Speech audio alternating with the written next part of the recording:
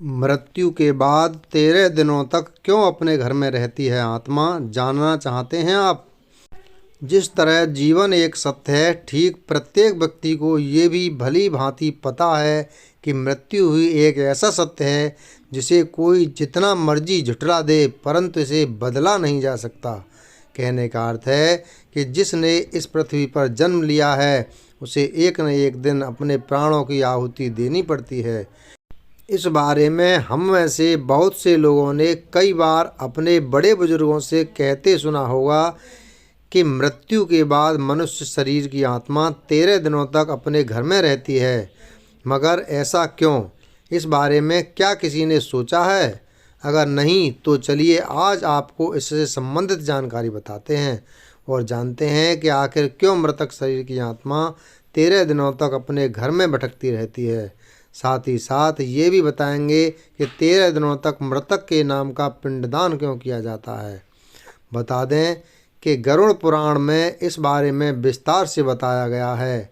गरुड़ पुराण में बताया गया है कि जब किसी व्यक्ति की मृत्यु होती है तो यमराज के यमदूत उसे अपने साथ यमलोक ले जाते हैं।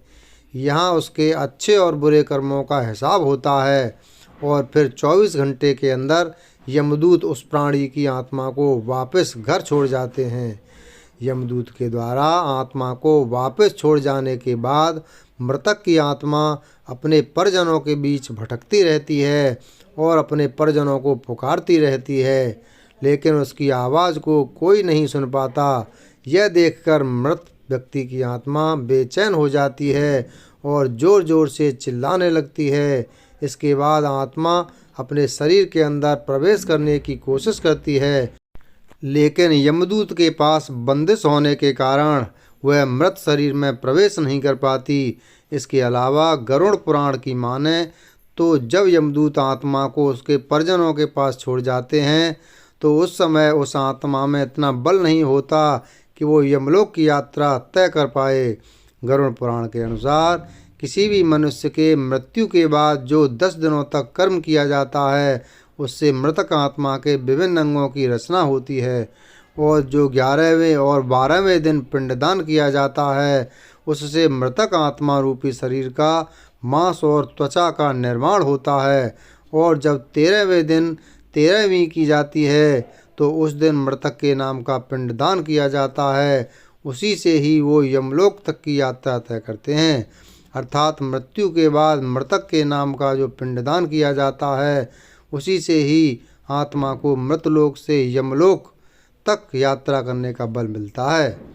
इसलिए ही गरुड़ पुराण में बताया गया है जब किसी मनुष्य की मृत्यु हो जाती है तो उसकी आत्मा 13 दिनों तक अपने परिजनों के पास घर में भटकती रहती है और उसके बाद आत्मा मृतलोक से यमलोक की ओर निकल पड़ती है, जिसे पूरा करने के लिए उसे 12 महीने यानी कि 1 साल का वक्त लगता है।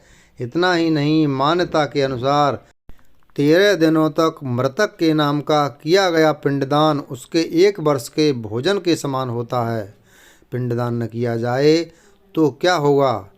इसके अलावा बता दें, अक्सर लोगों के मन में ये सवाल भी जरूर आता है कि अगर किसी मृत व्यक्ति के नाम का पिंडदान नहीं किया गया तो क्या होता है। तो दोस्तों आपको बता दें कि इसका भी वर्णन गरुड़ पुराण में किया गया है। जी हाँ, जिस मृतक व्यक्ति का पिंडदान नहीं किया जाता यमदूत उसे 13वें दिन जबरदस्ती घसीटते हुए यमलोक की ओर ले जाते हैं और मृतक व्यक्ति की आत्मा को इस दौरान काफ़ी कष्ट उठाना पड़ता है। इसलिए हिंदू धर्म में मनुष्य की मृत्यु के बाद 13 दिनों तक पिंडदान करना आवश्यक माना गया है। इसके अलावा आपको बता दें कि 13वें दिन परिजनों के द्वारा मृतक व्यक्ति के नाम का जो भोज करवाया जाता है अगर वह कर्ज लेकर किया जाए तो मृत व्यक्ति की आत्मा को शांति नहीं मिलती। इतना ही नहीं, गरुड़ पुराण में यह भी बताया गया है कि जो व्यक्ति जीवित रहते हुए अच्छे कर्म करता है मृत्यु के बाद उसकी आत्मा को यात्रा के दौरान यमदूत कोई कष्ट नहीं देते और जो व्यक्ति बुरे कर्म करते हैं उसकी आत्मा को यमदूत यात्रा के दौरान कई यातनाएं देते हैं और आत्मा को कई कष्ट भोगने पड़ते हैं।